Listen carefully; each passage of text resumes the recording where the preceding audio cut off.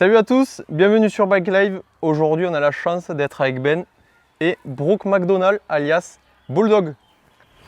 Hey, I'm Brooke McDonald, and this is a bike check with my mechanic in French.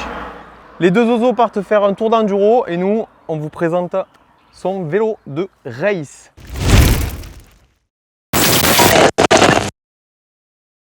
Ben, merci de nous accorder du temps.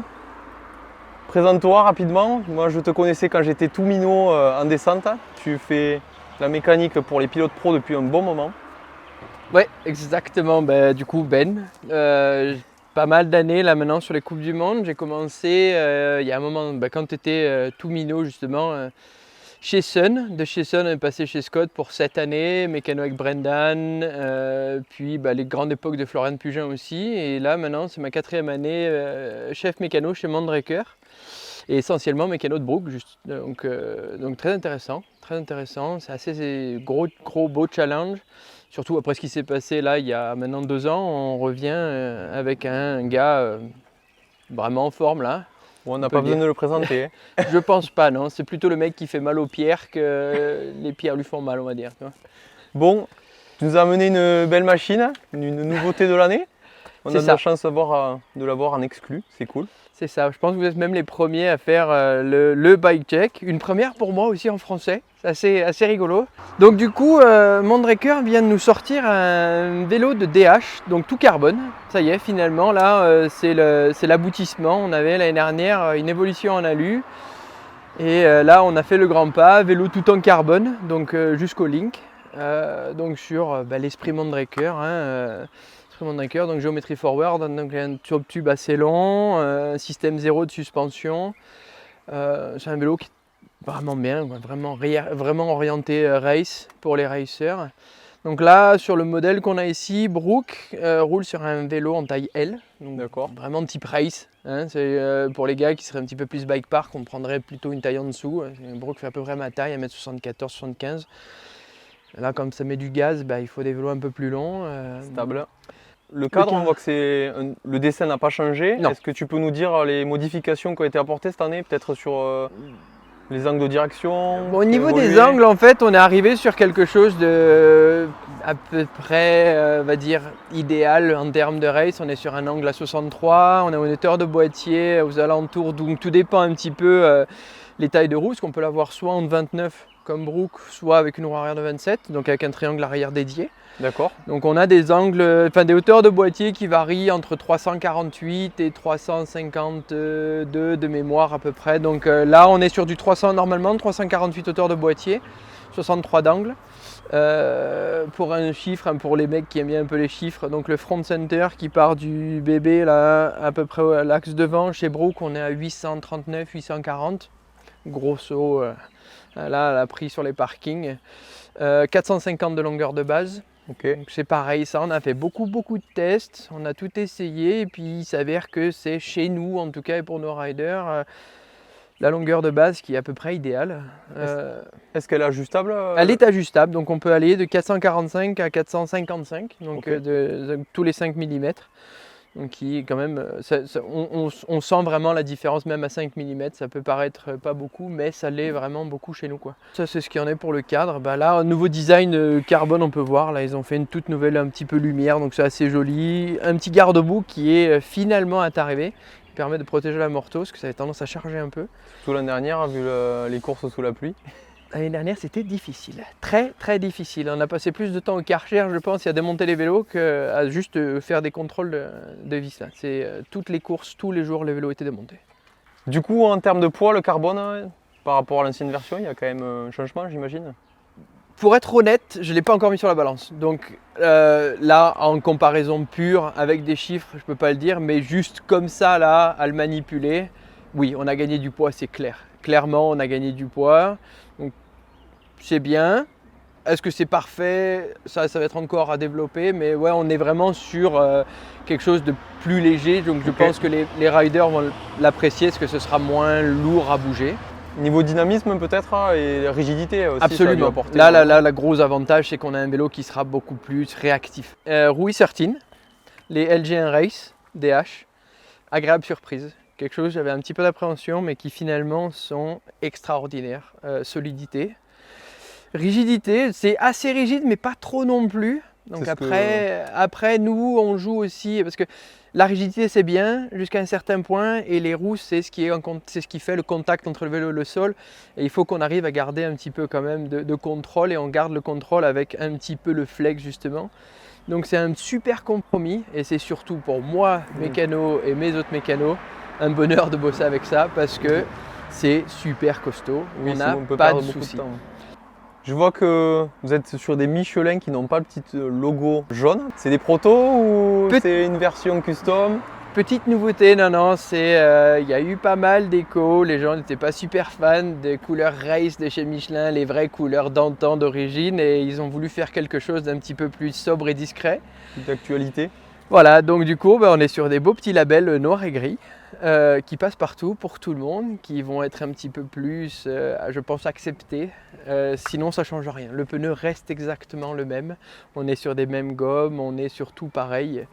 Donc, et sur un produit que j'apprécie énormément parce que ça marche. C'est un vrai pneu de course. On va pouvoir les trouver, nous, dans le commerce, j'imagine, prochainement.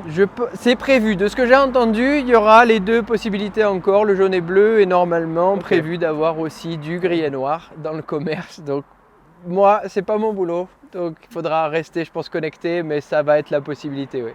Pas d'insert, ce que tu m'avais dit? Ah non. Non, j'ai été très favorable aux inserts au début, beaucoup d'essais, et puis quand on a des bons compromis, suspension, roues, pneus, on n'a pas besoin d'insert. C'est juste un bon compromis à trouver entre ces bonnes pressions de pneus et puis d'avoir un vélo bien réglé, parce que souvent on crève parce que les suspensions ne sont pas forcément bien adaptées, et du coup qu'est-ce qui vient pallier à tout? C'est le pneu sur la roue, et du coup le problème est là.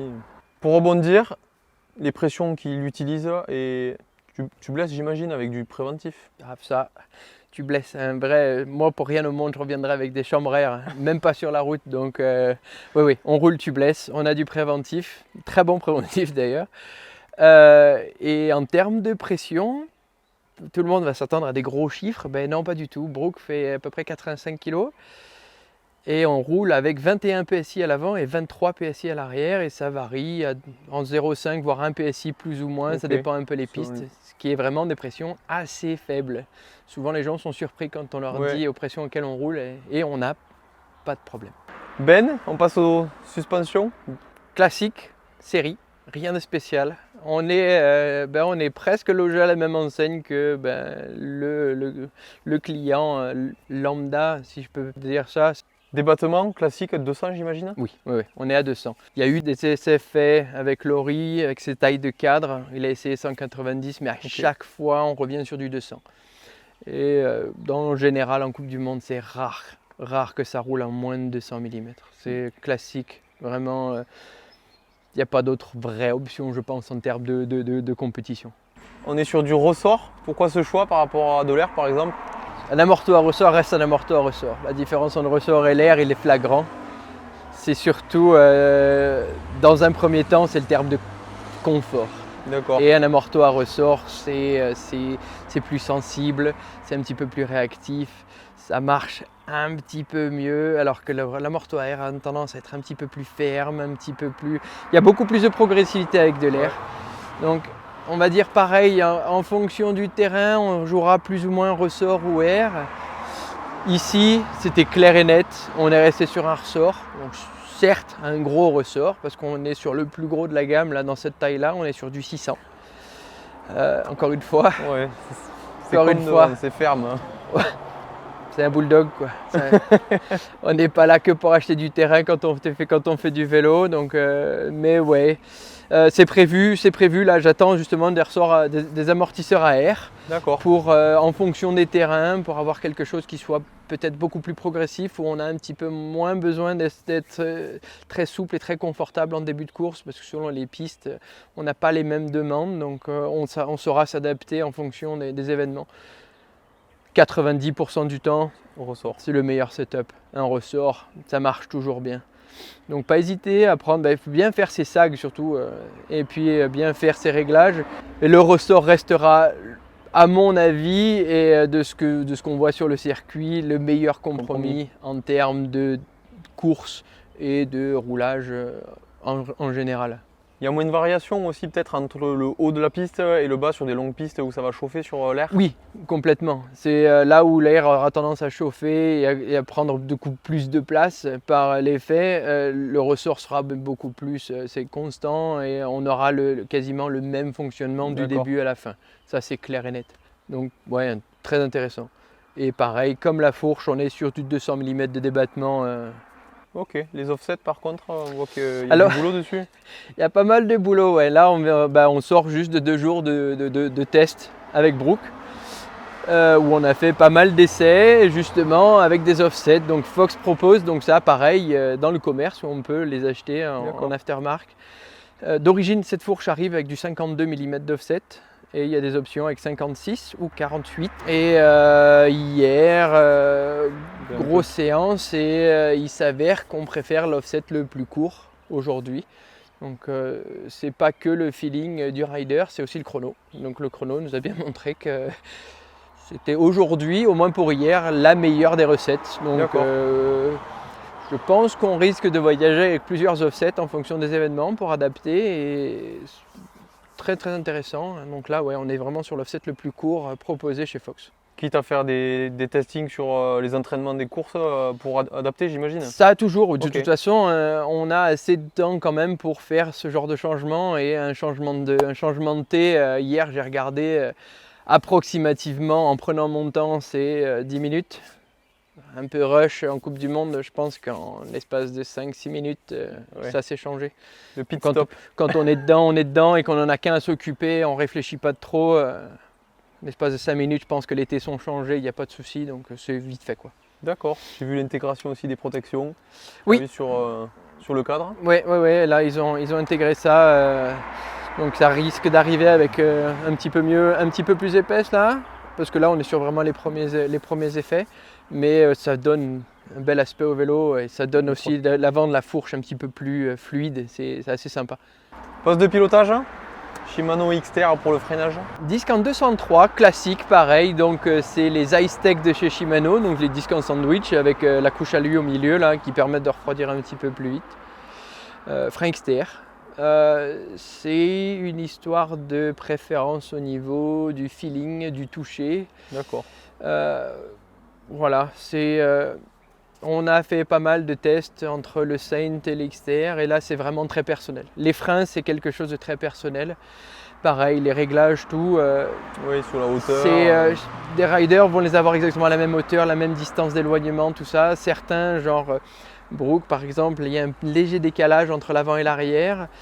Donc ça c'est très très personnel. En général quand je fais le vélo, je le mets à la bonne distance donc d'éloignement en intérieur. Ouais. Et les riders font toujours la finition, éloignement de levier, les hauteurs. Et moi je fais juste les serrages parce que c'est tellement personnel. Shifter XT, c'est ça? C'est ça. Donc si on peut en parler, là on bosse sur un nouveau produit chez Shimano. Donc ce serait l'évolution du Saint. D'accord. Donc XT, chez Shimano, les shifters restent un shifter, c'est juste, voilà, c'est ce risque d'être partir sur cette histoire de design là, mais sinon c'est du Saint classique, on est sur un groupe classique, à voir si on peut en parler plus ou pas. Mais Nombre de vitesses à 7? on est sur 7 vitesses, ça y est, on arrive sur du 7 vitesses. De toute façon, moi ça fait déjà un peu plus de 4 ans où je fais plus qu'à 7-10 vitesses. Donc même si c'est de l'engagement sur 10 vitesses, on reste sur 7, c'est un petit peu plus efficace, c'est un petit peu plus propre aussi, c'est plus facile à gérer. Les lignes de chaîne sont meilleures parce que ça croise moins. Donc on arrive à rester avec des lignes de chaîne très très propres et un petit peu moins de friction. Donc. Pour le plateau, quelle denture? Alors là c'est 34 parce que c'est arrivé comme ça. Idéal entre 36 et 38, encore une fois. Selon les pistes. Selon les pistes, selon les riders. 36 restera le standard en DH. Et entre 36 et 38 à jouer, voire même monter jusqu'à 40, mais c'est vraiment pas régulier. D'accord, ok. Pour finir sur la transmission, les pédales automatiques, est-ce que des fois pédale auto, oui. Voilà, en pédale auto, Brooke a un contrat avec Shimano perso, donc pour les chaussures et les pédales. D'accord. Pédale autour. Brooke, Tout. c'est pédale autour. Ok. Il a commencé en pédale plate, il sait rouler en plate, mais non, aujourd'hui, il n'y en a que très peu qui roulent en plate. Donc le pédale Saint de série, un petit peu serré quand même. Beaucoup. On serre un peu les cales. Ils connaissent sur la chaîne parce qu'on a fait des vidéos là-dessus. Tu nous parles de ce cintre Renthal? Donc cintre Renthal, 35 mm de diamètre. Ouais. Donc la hauteur du guidon, on est sur 30 mm. Pareil, on a fait pas mal d'essais, on a essayé du 20 mm, on a essayé 40 et en termes de feeling là, c'est le de 30 qui parle le plus. Donc Brooke était très longtemps à 775 Ok. de largeur et là on vient de passer à 780, donc on a essayé là sur les 2 jours de test et il s'avère qu'il est assez content, donc on va rester sur 780 cette saison je pense. C'est assez fin pour de la DH, parce que souvent on voit du 800 810 maintenant. Ouais, ça a été une mode. Ça a été une mode, ou alors certains pilotes qui sont vraiment très grands. Donc je pense que je prendrai un paillet, il a du 800 voire plus. Non, là c'est fini, ça, les gars ont tendance à avoir des guidons de taille traditionnelle. Même 780, on arrive sur des tailles déjà assez larges Oui. en majorité. Cintre carbone, parce que l'alu, ça donne plus de vibrations, donc c'est un petit peu plus fatigant. Ok. Et c'est ce qui a été prouvé avec Renthal, parce que je suis en contact souvent avec eux, et après toutes les analyses qu'ils ont fait, les tests, il en sort que le carbone est bien plus confortable. Et en poids, si on y gagne. En poids, ouais, c'est vraiment plus léger. Et en termes de solidité, pareil, toucher un peu du singe, jamais cassé. Brooke m'en a cassé sur des chutes, donc quand le vélo tape au sol, mais jamais sur une réception ou quoi que ce soit. C'est quand le vélo en tombant, un mauvais angle, ça peut arriver, mais pas de... Non, c'est vraiment, comme je dis ici, eux peuvent rouler avec ça en Coupe du Monde, tout le monde pas peut de y aller, souci, et ça marche vraiment bien. Donc le guidon est tenu par la potence Renthal, du coup elle est en 35 aussi, donc sur une longueur de 50 mm, une hauteur de... On est à 0, donc ça arrive entre 10 et 0, pareil. Pas mal de tests, mais il s'avère que ça c'est ce qui lui correspond, donc on reste là-dessus. Et pour couronner le tout, les mains sur les grippes, donc entre deux types de grippes, ça dépend un petit peu. Donc là on est sur les ultra Taki de chez Renthal, et ils ont une série soft de couleur blanche, donc chaque couleur correspond à une dureté de gomme, donc il est entre les blanches et les noires, tout dépend du temps, et des courses c'est pareil, ça s'adapte. Je vois la selle qui est magnifique, SDG, c'est ça? C'est ça, SDG, Model Fly, Rail Titan. Et là, on est quasiment sur le point de justement faire le changement. Là, on revient sur la SDG classique complet avec le système I-Beam, donc plus de rail. Donc où c'est un gros rail au milieu qui, avec les clamps SDG, permet de gagner du poids. En esthétique, c'est un petit peu plus joli aussi. Donc là, c'est sur le point de revenir sur le bike. Donc pareil, classique, tout carbone. Et la SDG, donc c'est le modèle I-Beam. C'est tout un ensemble composite en dessous, donc ça gagne vraiment du poids. Et on reste sur le même modèle, le modèle de la Fly, qui va très bien en DH, solide. Et elle est là depuis des années, donc ça marche. Et le confort, c'est toujours pareil, en DH, c'est pas leur priorité. C'est c'est ça, c'est plutôt relatif, on va dire. Ben, merci, je pense qu'on a fait le tour, un joli tour de ce magnifique Summum. Merci à toi. En tout cas, on va te souhaiter le meilleur et surtout le moins de mécanique possible cette année, forcément. On va rester connecté pour regarder les courses et surtout, après ce qui est arrivé à Bulldog, on va lui souhaiter le meilleur et de revenir à Placard. Vu la motivation, je pense qu'il faut rester connecté pour voir ce qui va se passer. Ça va être une belle saison. En tout cas, merci pour le petit tour de vélo ce matin, c'était bien cool. Merci à vous. Forcément, Simon, je pense qu'il se gave là-bas dans les sentiers, donc on va aller le rejoindre. En attendant, on active la cloche des notifications, on s'abonne, on met un gros like pour le temps qu'ils nous ont accordé. Et vraiment la chance qu'on a eu d'avoir ce petit vélo présenté. Et bye bye, écoute, à bientôt, merci beaucoup. Avec plaisir. Ciao. Salut.